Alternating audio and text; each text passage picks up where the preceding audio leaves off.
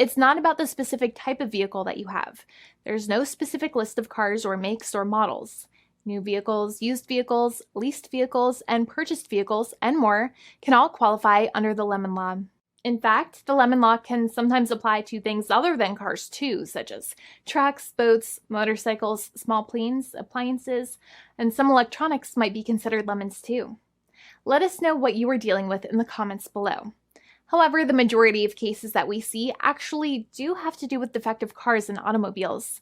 First of all, I want to break down the basics of how the lemon law works. Basically, you got a vehicle that is defective or has problems, but the dealership cannot repair it within a certain number of times or within a certain number of days. If that's the case, then it might qualify as a lemon based on the state you live in.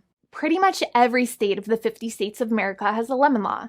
Unfortunately, sometimes automobile manufacturers don't focus on the safety of the vehicle and instead focus on the safety of their own cash pocketbooks and net profits. For that reason, if your car is a defective lemon, you should really know about your legal rights. So in the following, I am going to tell you all about what you can get or win when you win a lemon law case. Some automobile manufacturers make a lot of money and are rich, and a lot of people hate the dealerships for taking their money and giving them a hunk of junk, the runaround, and a bunch of lies. But sadly enough, the lemon law is not designed to make you rich, and it is not intended to make you wealthy. Instead, the law is designed in a way that is supposed to put you in the position that you would have been if the vehicle had not been defective. It is supposed to make you whole. Even if you spent $60,000 or $70,000 on the car to fix up the car and spice it up, you still might not get that money back. It really depends. Even though the dealership might have lied to you, given you the runaround, and then failed to do their part. That's why it is important to give them the lemon drop down. By winning lemon law cases, consumers are really making the road a safer place for all drivers and pedestrians by making automobile manufacturers care more about consumer safety. Now, what you get when you win a lemon law case usually comes down to one of three possible options or remedies. Option 1 is that they might provide you with a replacement vehicle. Option 2 is that they might offer you a refund or what is called a lemon law buyback. Options 3, I will discuss option 3 a little later on in this video, and it is an important option you should know about as well with some real lemon juice. So let's start with the first remedy. Option 1 is that they can provide you with a replacement vehicle, which means you can basically trade your car in for a different vehicle, but there are some important things you should know about this option. The replacement vehicle should be a vehicle of similar value. The replacement vehicle should usually also be a vehicle from the same manufacturer with similar MSRP cost. It's crazy that many times, even though you really don't like dealing with that dealership, you might have to get a second car from the same manufacturer, even though they have lied to you and given you the runaround or given you a hard time. But there is another option with this as well, because year after year, the cost of vehicles might go up and the new vehicle might cost more. That price jump can make it difficult to get a car with the same MSRP price. Even though your car was a lemon, you might still have to pay that extra cost for the new and now more expensive vehicle. Thankfully, there is option 2, which allows you to get a refund through a lemon law buyback. But one of the problems with a buyback is that sometimes you might have to have a trade-in vehicle, and you might have still been required to pay more money on that trade-in vehicle. And when you got your new car, the dealership might have rolled over the amount you still were supposed to pay on your previous vehicle into the calculation of your new vehicle. In other words, you might have been upside down on the finances of your new vehicle. So sometimes you need to pay for that difference in order to get out of the car. And a lot of people find it extremely weird that they have to pay money in order to get out of the defective vehicle.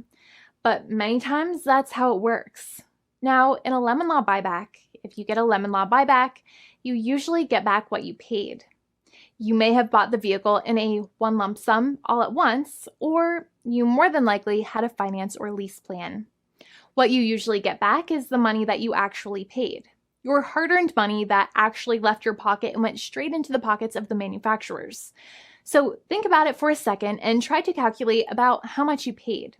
Think about the down payment and also add up all of the monthly payments that you have made for your car so far. It can add up to a lot of hard-earned money. In some cases, it can add up to $30,000 or more. but every case is different. Even though they accept that their vehicle is a lemon, many times the manufacturers still try to pinch pennies and also nickel and dime their customers. So they deduct certain fees during the negotiations, such as an offset for mileage for the portion of time that your vehicle did not have problems. Sometimes it is legal for manufacturers to deduct such things from the settlement you end up getting, but many times they may be doing so incorrectly, or it might be taking away too much of your personal money. Having a powerful negotiator and experienced attorney by your side can be very helpful. In addition, most lawyers do not charge you out of your own pocket for their attorney's fees and court costs. Many attorneys only get paid if they win, and if they don't win, they just don't get paid anything.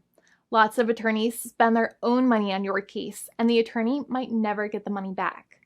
But it may make sense for the lawyer to take that risk if you have a strong case. It reminds me of being a kid and selling lemonade and spending my piggy bank coins and quarters to make the lemonade, even though I was never sure if I would make my money back.